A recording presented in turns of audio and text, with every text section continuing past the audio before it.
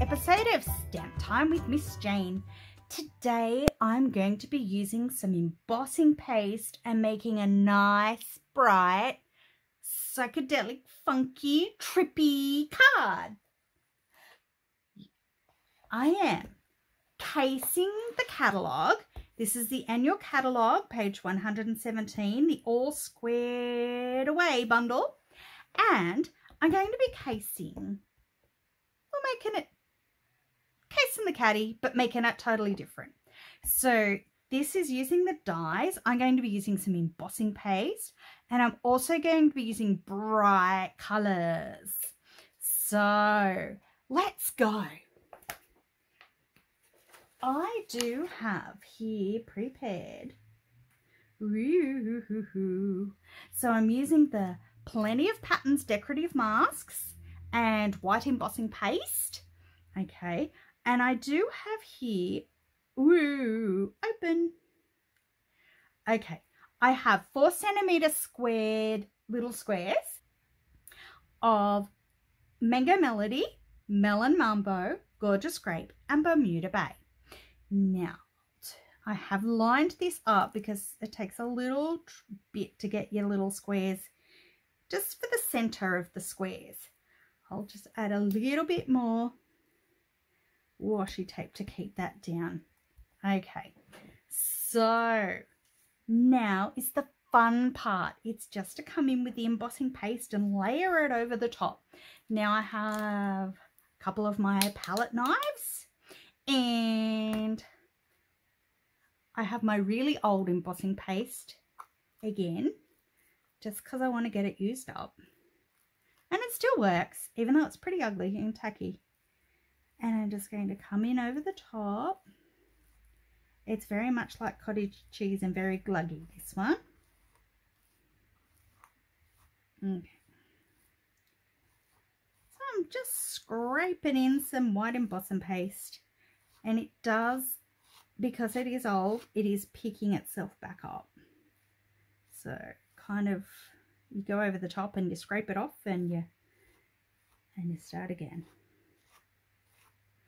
But I wanted to use my old stuff, didn't I?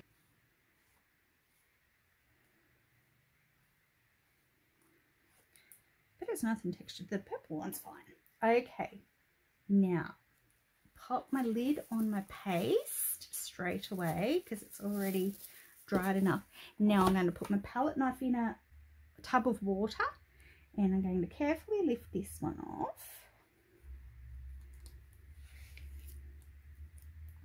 Undo.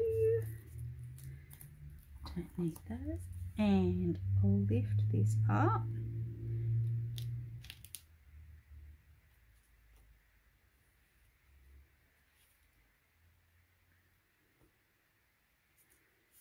And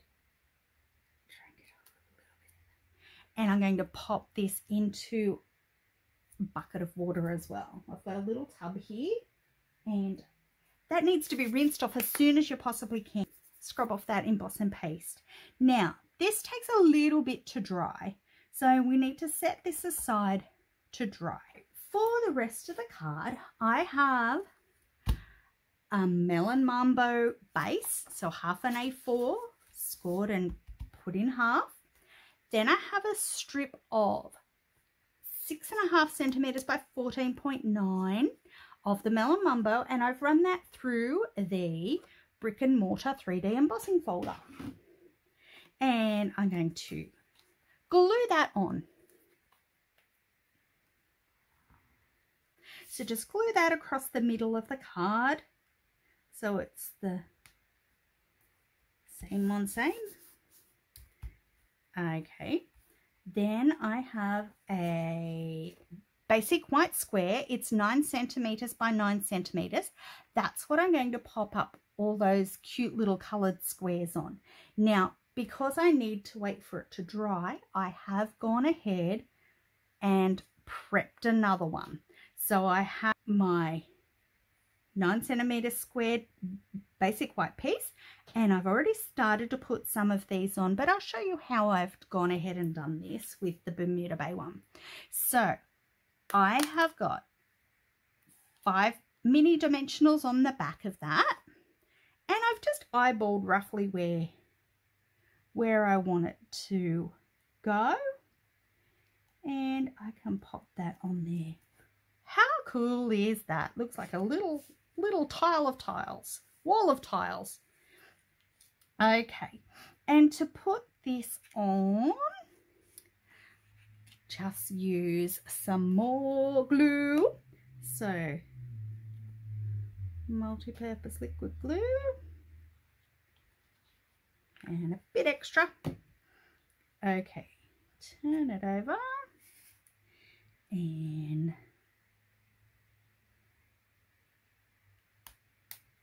popping that down in the middle somewhere, as close as possible. Close as possible. Then I have a 1 centimetre strippy bit to do my sentiment. So coming in with my Stampin' Pierce mat, and I'm using Pansy Patch, a little hello from me to you, and stamping that in Bermuda Bay.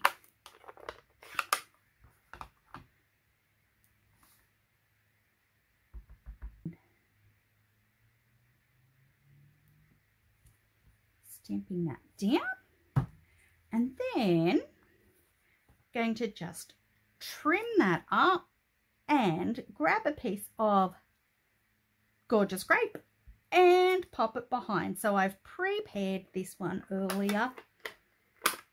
Okay, now with this, because of the paste and the dimensionals, and it's just a little bit higher, I've added 2 mini dimensionals just on the very end, so 2 joined together, and the rest of this will just have the glue on it.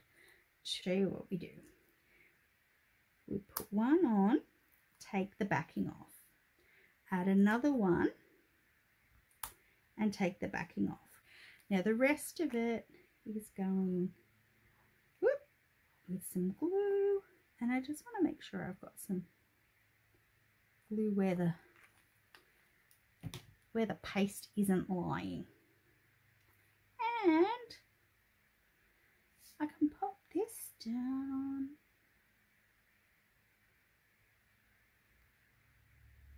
Whoop, maybe over a little bit more.